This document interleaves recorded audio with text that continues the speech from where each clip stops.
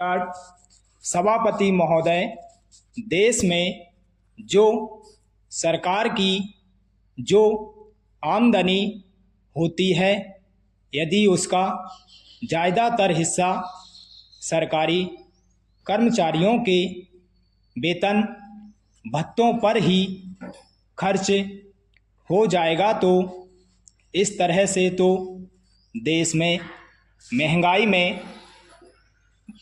बढ़ती ही चली जाएगी।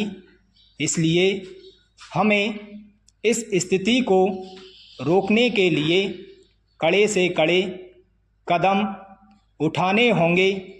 आज देश में जो लोग भी काला धंधा करते हैं उनके साथ कड़ाई से निपटना होगा और जो बड़े बड़े व्यापारी हैं उनके साथ भी सख्ती बरतनी होगी।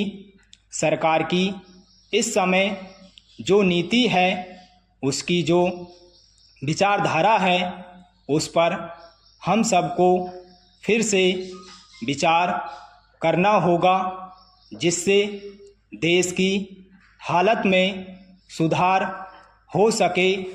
करोड़ों रुपयों का अनाज जो आज बाहरी देशों से मंगाया जा रहा है, इस पर किसी को आपत्ति नहीं होगी।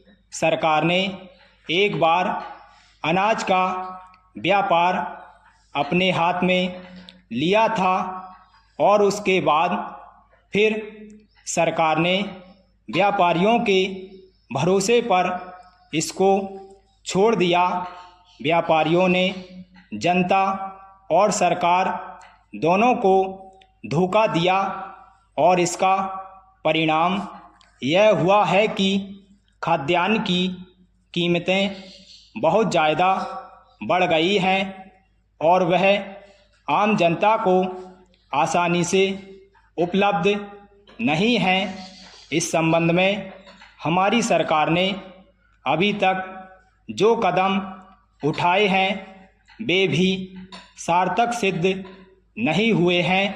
पैरा अध्यक्ष महोदय, अभी हमारे अनेक सदस्यों ने कहा है कि सरकार बाहर से इतना अनाज मंगाने पर जो धन खर्च कर रही है, उस धन को यदि हमारे देश के किसानों को देती तो हमारे देश के किसान अनाज का उत्पादन बढ़ाते और हमको विदेशों से अनाज का आयात नहीं करना पड़ता।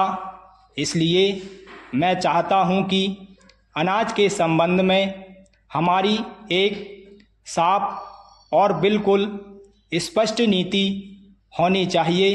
किसान को क्या चाहिए वह हम उसे दें और किसान से क्या लेना है उसका मूल्य निर्धारित करें। इसके लिए हमें एक राष्ट्रीय मूल्य नीति का निर्धारण करना होगा। किसान का अनाज उत्पादन करने में कितना खर्च होता है और उसको आवश्यकता की चीज़ें किन दामों पर मिलती हैं, इन दोनों में तालमेल होना चाहिए। किसान चावल पैदा करे, किसान गन्ना पैदा करे, किसान गेहूं पैदा करे तो उसको उचित लाभ दिया जाना चाहिए। मैंने इस सदन में पहले भी कहा था कि खेती को नुकसान का नहीं बल्कि मुनाफे का धंधा बनाने पर ही देश में अनाज का उत्पादन तेज़ी से बढ़ेगा और खाद्यान्न की समस्या का कोई हल निकल सकेगा। पैरा अध्यक्ष महोदय, आप कहते हैं कि 1 इंच भी ज़मीन मत छोड़ो, हर जगह अन्न पैदा करो, लेकिन हमारा क्षेत्र ऐसा है जहां सिंचाई के लिए पानी नहीं है, इसलिए हम अन्न का उत्पादन नहीं कर पाते हैं। इसके लिए हमें सिंचाई की योजनाएं बनानी पड़ेंगी।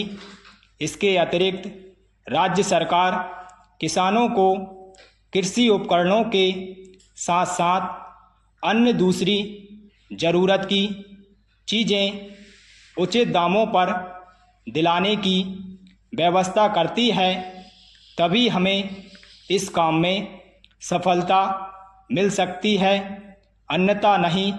ऐसा करने के लिए हमें इन सारी समस्याओं पर बड़ी गहराई के साथ विचार करना होगा और कोई ठोस निर्णय लेना होगा।